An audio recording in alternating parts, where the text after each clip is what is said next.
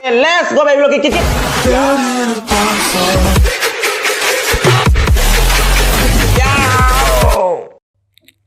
Hai meyang itu matang kasih ono video pudun last dengan sikit meten sana itu meyang yang tapi na sikit meten magara sikit tahu jadi ko asik singa fry malai jere sikit panin normal jere sikit panin normal jere ko ngasi panin normal sini ubo udah pada kamera fokus ta setup cukara owner hai tare lagi hana semam setup to kara atau ham to oi kara apa tu na dua light kara mong saat mata ki light to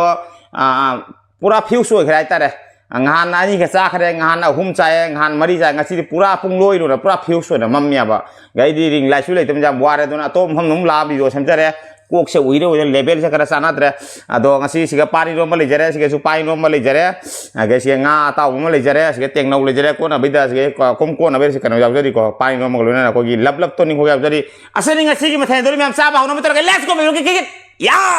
to jara ke wa jam nga ro ke ngang asu mong yam tate ai mic tu kotain mic makha chang khare nako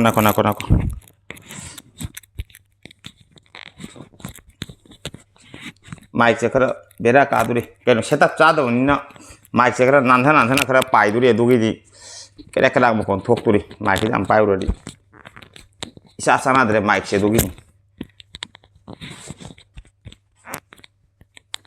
ahom ji inung ngai tam ham mo oin thok kare aduri mam sa bhong no mitra ko khut ka lo na ham lak charam na se nga fry ni nga se kilo makhai me nga ni ko kg makhai ma gi 500 gram nga ni fry to ise mukta ase kari nga no da isu mingdo ka kare ai dum pilot gum mai ka uri se nga se kai no nga ka kare bo ase nga se bu khang de du jong du apa ko nga do pilot ka wi di mayam na kadi ko bo khang de ERONBA se asona su sa ERONBA ni ko pai no ji se no hore du ke no ko jaw re toning ko ka jaw re lab toning ko jaw re haidara ke dare amuk ta haidara na phaya ba tengo se pi ya ba don to yo acho ba tengo ro de phajana prog ja ba tengo pi po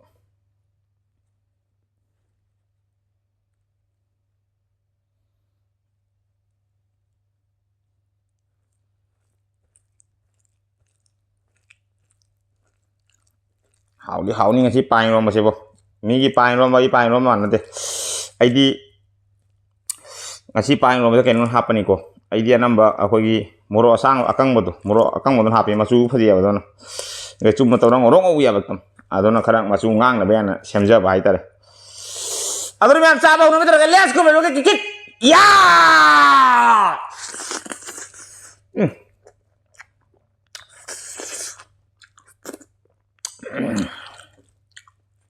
cả những khoang nữa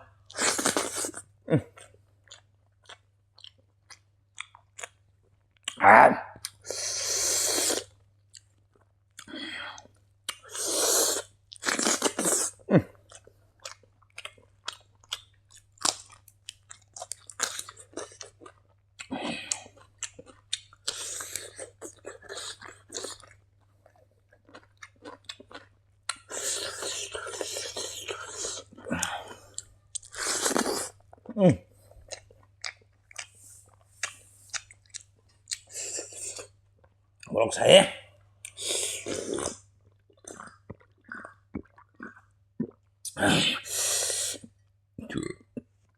ERONBA se haure de na bo sa ba dagi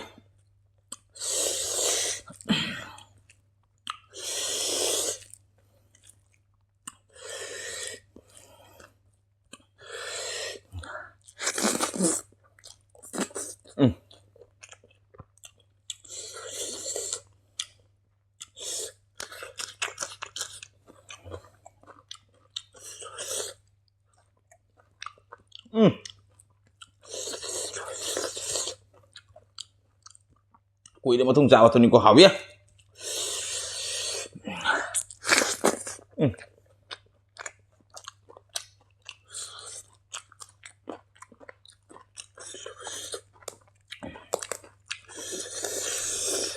ngã sẽ lấy plek hai đấy bao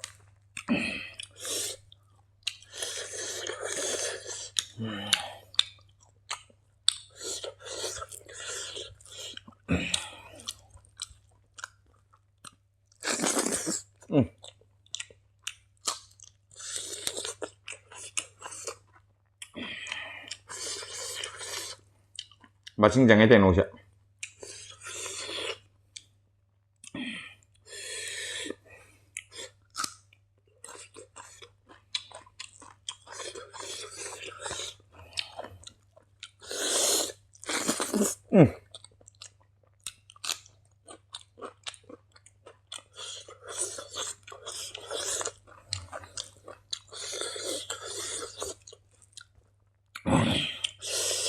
Tony ko muna.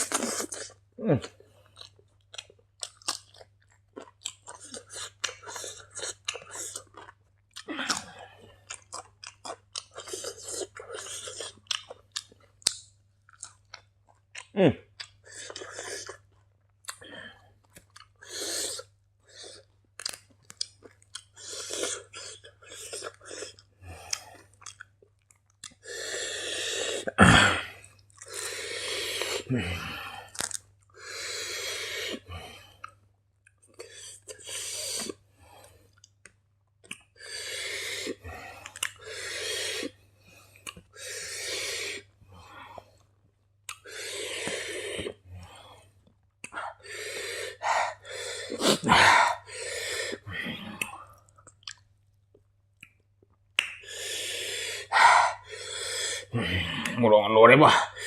Padang sare nga si iro mo siya.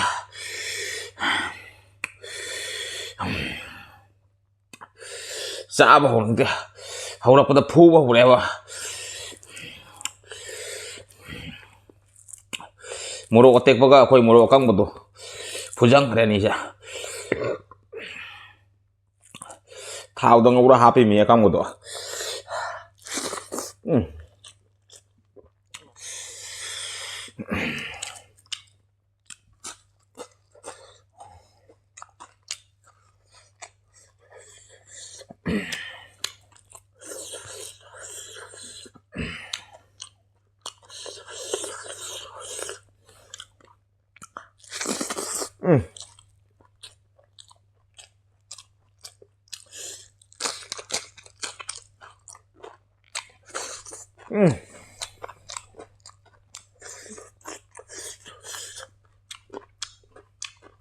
Hảo chứ vẫn hảo đâu.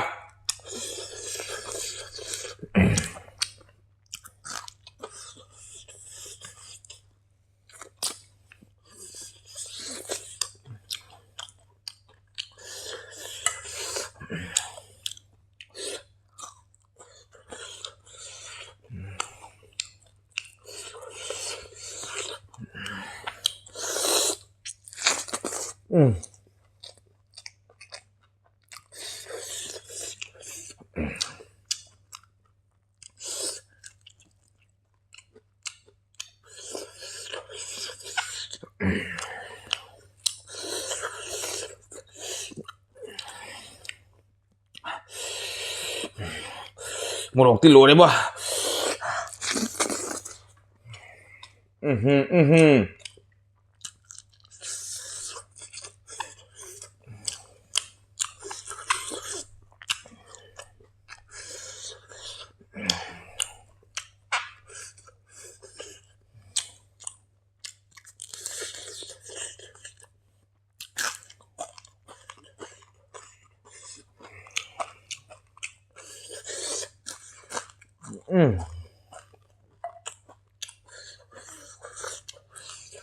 Thì giúp là gì trên ban từ thôi không làm ra một độc sai đấy bạn ý người ta kìa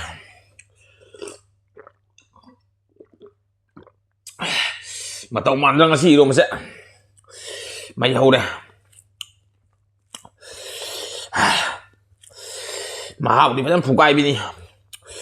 May murag tamahaw phukay bin yakin.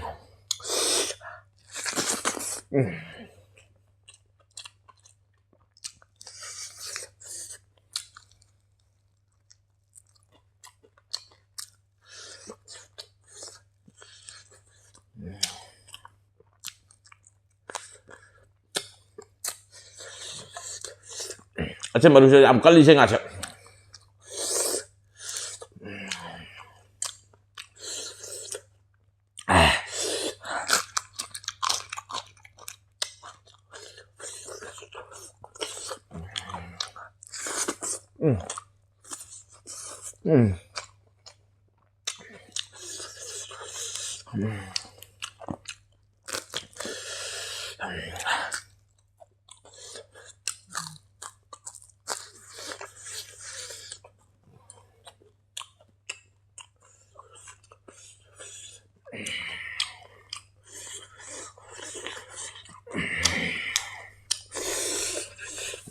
Em phàm giờ cái đâm chặt rồi, khoang nó bẩn là,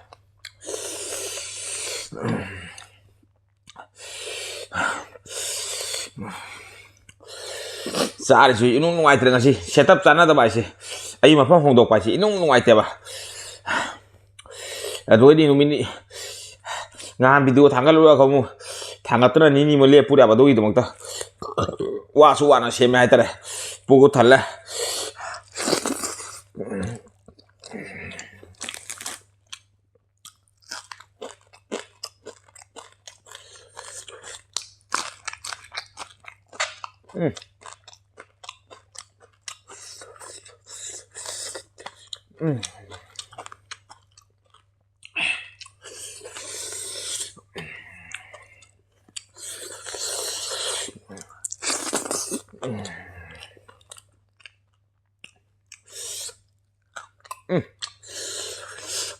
Tuầnนี้ก็เป็นจังหาวเนี่ย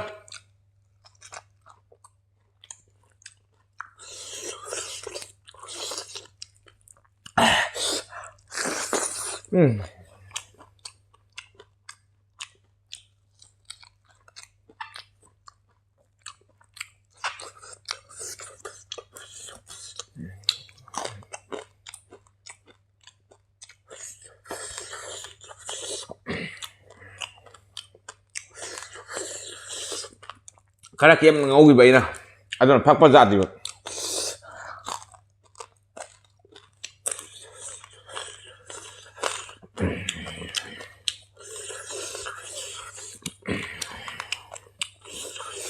Nga tao bây giờ karena kiem chả hao này,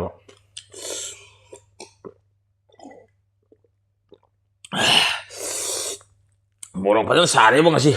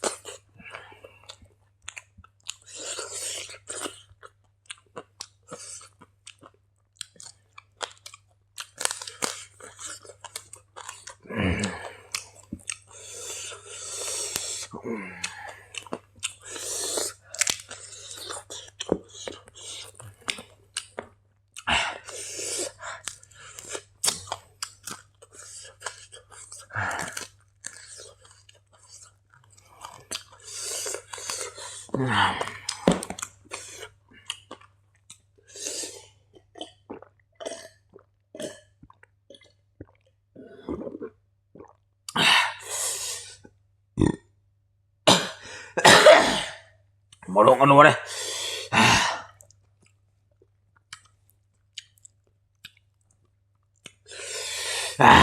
Aduh memang siapa sih belum nih mata kita video lu sama terus video ini gue mana kali like share komen tombol kau bikin channel sini ucap baik sini channel itu subscribe tuh menterna bel kan keteng lalu gua kau bikin aduh di show melaknya kayak gini aku video tamu nih keteng nih kita malu tuh ke channel subscribe tuh menterna bel kan keteng lalu gua kau bikin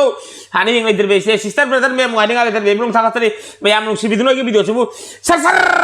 sasar dong kerja tuh view asih hari kami ambil kainnya biasa lalu lagi ngasih di babyblog kita lagi next video nonton ngasih di bye bye murong nama bye bye